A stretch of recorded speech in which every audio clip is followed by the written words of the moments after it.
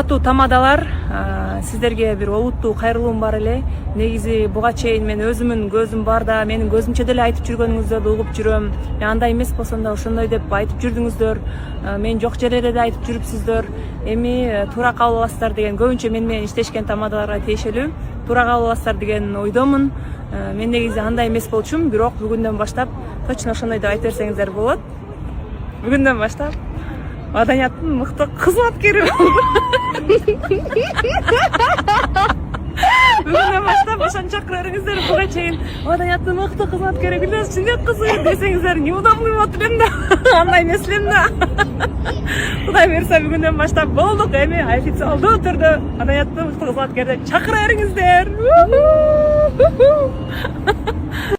Негизи эле жалпы мени көрүп аткан баардык катталуучуларыма айткым келип атат да.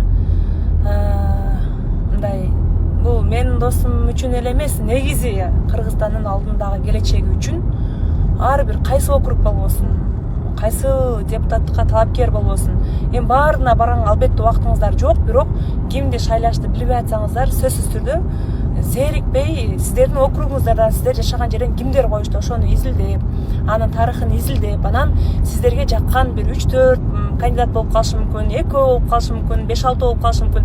Зерикпей ошолордун жолугушуна барууну сунуштайт элем да, эгер убактыңыздар болсочу. Себеби барып көргөндө адамдын чыныгы ниети мындай жеке көргөндө энергиясынан билинет. Анан экинчиден анын программасын угасың, суроолоруңду бересиң, кандай жооп берет. Негизи эле сиздин тандооңузга татыктуу эмеспи, мындай жүрөгүңүз менен чечим кабыл алыш үчүн сөзсүз түрдө жолугушуусуна барып угуш керек экен деп ойлоп калдым да.